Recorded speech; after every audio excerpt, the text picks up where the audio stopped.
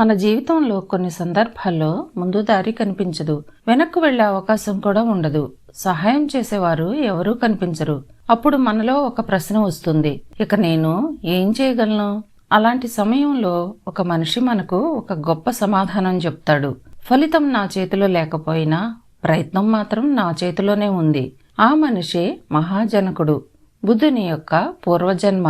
బుద్ధుడు తన పూర్వజన్మలో జరిగిన ఈ కథను తన శిష్యులకు చెప్పాడు. ఇంకా ఆలస్యం ఎందుకు, కథలోకి వెళ్ళిపోదాం.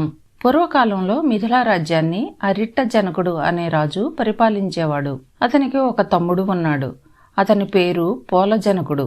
అన్నదమ్ముల మధ్య మొదట్లో అంతా సవ్యంగానే ఉండేది. కానీ కాలం గడిచే కొద్దీ వారి మధ్య విభేదాలు పెరిగాయి. చివరికి ఆ విభేదాలు యుద్ధానికి దారితీశాయి. యుద్ధంలో అరిట్ట జనకుడు మరణించాడు. అప్పుడు అతని భార్య గర్భవతి. ఆమెకు ఒక విషయం భయంగా అనిపించింది. నా భర్త చనిపోయాడు, ఇప్పుడు నా గర్భంలో ఉన్న బిడ్డకు కూడా ప్రమాదం రావచ్చు. అందుకే ఆమె తన అసలు పరిచయాన్ని దాచుకుని మిథిలా నుండి బయటకు వెళ్ళిపోయింది. కొంతకాలానికి ఆమెకు ఒక కుమారుడు పుట్టాడు. అతనికి మహాజనకుడు అని పేరు పెట్టింది. అతను పెరుగుతున్న కొద్దీ తన తల్లి దగ్గర తన తండ్రి గురించి అడిగేవాడు. ఒకరోజు ఆమె తన కుమారుడికి నిజం చెప్పింది.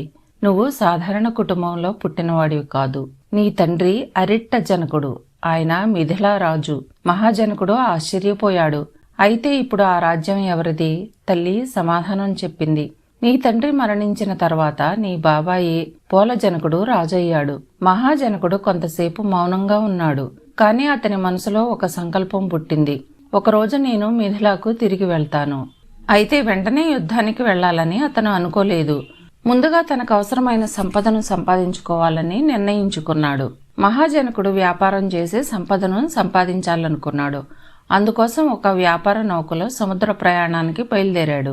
నౌకలో అనేక మంది వ్యాపారులు ఉన్నారు. ప్రయాణం మొదట ప్రశాంతంగానే సాగింది. కానీ సముద్రం ఎప్పుడూ ప్రశాంతంగా ఉండదు. ఒకరోజు ఆకాశం ఒక్కసారిగా నల్లగా మారింది. గాలి వేగంగా వీచింది. భారీ అలలు నౌకను ఢీకొట్టాయి. నౌక అటు ఇటు ఊగిపోయింది. ప్రయాణికులు భయంతో కేకలు వేశారు. చివరికి నౌక విరిగిపోయింది. అందరూ సముద్రంలో పడిపోయారు. చుట్టూ చూసినా నీళ్లే, తీరం ఎక్కడా కనిపించదు. చాలామంది భయంతో చేతులెత్తేశారు. కొందరు తమ ప్రాణాలపై ఆశ వదులుకున్నారు. కానీ మహాజనకుడు మాత్రం అలా చేయలేదు. అతను తన మనసులో అనుకున్నాడు, నేను ఇంకా బతికే ఉన్నాను. అయితే నేనెందుకు ప్రయత్నం ఆపాలి? అతను సముద్రంలో ఈదటం ప్రారంభించాడు. 1 గంట 2 గంటలు అతను ఈదుతూనే ఉన్నాడు. తీరం కనిపించలేదు. అయినా అతని ప్రయత్నం ఆపలేదు. మహాజనకుడి పట్టుదల సముద్ర దేవత మణిమేఖల దృష్టికి వచ్చింది. ఆమె అతని దగ్గరకు వచ్చి ఆశ్చర్యంగా చూసింది. ఈ మనిషి ఇంకా ఎందుకు ప్రయత్నిస్తున్నాడు? ఆమె మహాజనకుడిని అడిగింది. నీకు ముందున్న తీరం కనిపించడం లేదు. నువ్వు ఎక్కడికి వెళ్తున్నావు? మహాజనకుడు ప్రశాంతంగా సమాధానం చెప్పాడు. నాకు తీరం కనిపించడం లేదు, కానీ నేను ప్రయత్నం మాత్రం ఆపను. దేవత మళ్ళీ అడిగింది. ఈ అంతులేని సముద్రాన్ని నువ్వు ఒంటరిగా దాటగలవా? మహాజనకుడు చెప్పాడు. నేను దాటగలనో లేదో నాకు తెలియదు, కానీ ప్రయత్నం చేయకుండా వదిలేయడం మాత్రం నా చేతిలో ఉంది. అది నేను చేయను. అతని సమాధానం మణిమేఖల దేవతను ఆకట్టుకుంది. ఆమె అతనికి సహాయం చేసింది. చివరికి మహాజనకుడు ప్రాణాలతో బయటపడ్డాడు. మహాజనకుడు చివరకు మిథిలాకు చేరుకున్నాడు.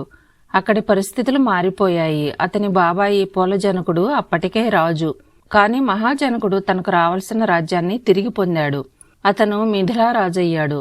అతని జీవితంలో ఒక గొప్ప మలుపు వచ్చింది. మహాజనకుడు చాలా కాలం రాజ్యాన్ని పరిపాలించాడు. ఒకరోజు అతని జీవితంలో మరో సంఘటన జరిగింది. అతను ఒక మామిడి చెట్టు చూశాడు.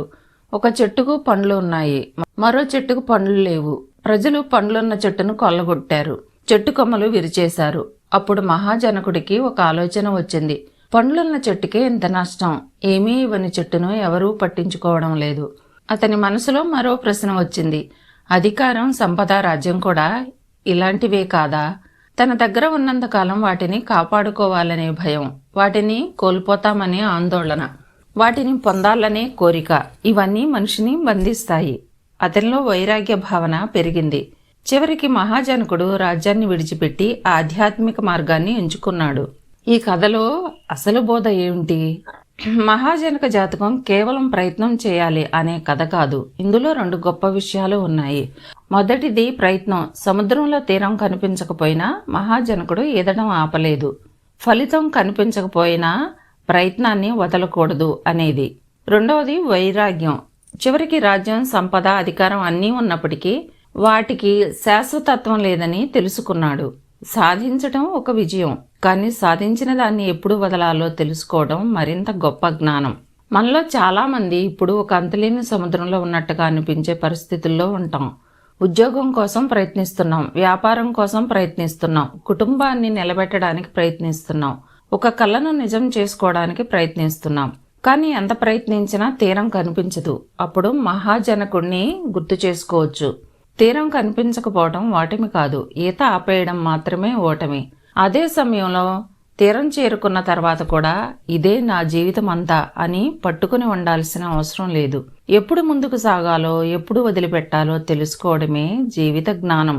తీరం కనిపించకపోయినా ఈదుతూ ఉండు, కానీ తీరం చేరుకున్న తర్వాత సముద్రాన్నే నీ జీవితమని అనుకోవద్దు. ఇదే మహాజనక జాతకం మనకు ఇచ్చే అందమైన సందేశం.